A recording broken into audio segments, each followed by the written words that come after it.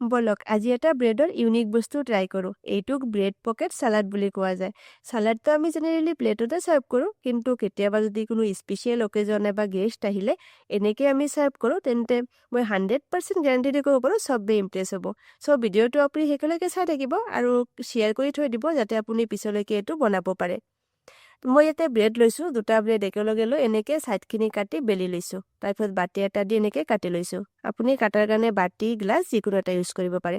এইটো মোৰ ব্ৰেডখিনি কাটা ৰেডি। এতিয়া বাতি এটাত কণী এটা ভাঙি লৈছোঁ আৰু তাতে অকণমান নিমখ দি দিছোঁ। নিমখৰ সৈতে কণীটো ভালকৈ মিক্স কৰি লৈছোঁ আৰু বেলেগ বাচন এটাত ব্ৰেড ক্ৰাম্পছ লৈ লৈছোঁ।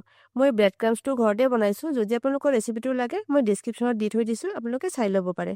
এতিয়া ব্ৰেডৰ পিচটো কণীতে ডিপ কৰি তাৰপিছত ব্ৰেড ক্ৰাম্পছ লগাই লৈছোঁ দুটা চাইডে এনেকৈ। জাষ্ট এইটো ৰেডি। এতিয়া বলক ফ্ৰাই কৰি লওক।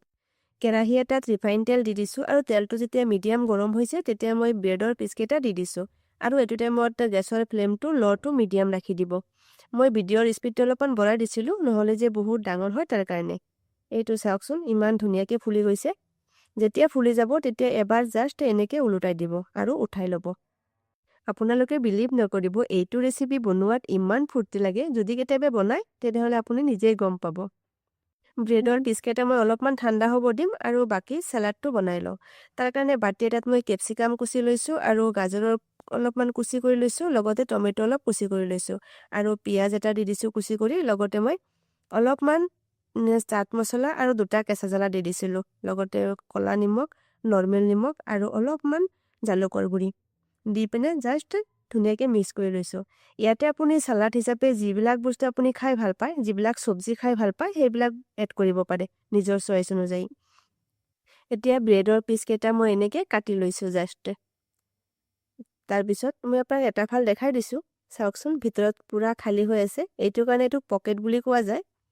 এতিয়া মই যিখিনি চালাড বনাইছিলোঁ সেইটো এনেকৈ ভৰাই দিম। এইটো ৰেচিপি বনোৱাত ইমান সহজ আৰু বনোৱাত ইমান ফূৰ্তি লাগে, আপুনি ভাবিবই নোৱাৰে। যদি কেতিয়াবা বনাই নিজে গম পাব। চ' কেতিয়াবা যদি বনাই মোৰ লগত কমেণ্ট বক্সত ফটো শ্বেয়াৰ কৰিবচোন।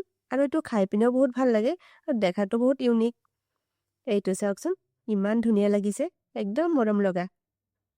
যদি আপুনি মোৰ ৰেচিপিটো ভাল পালে তেন্তে লাইক শ্বেয়াৰ কৰিবলৈ নাপাহৰিব। লগতে যদি মোৰ চেনেলটো ছাবস্ক্ৰাইব কৰা নাই তেন্তে ছাবস্ক্ৰাইব কৰি দিব। আৰু যদি ফেচবুকৰ পৰা চাইছে আপুনি তেন্তে মোৰ পেজটো ফ'ল' কৰি দিব। আজিৰ কাৰণে এইখিনি আছিলে। আকৌ লগ পাম। Bye bye.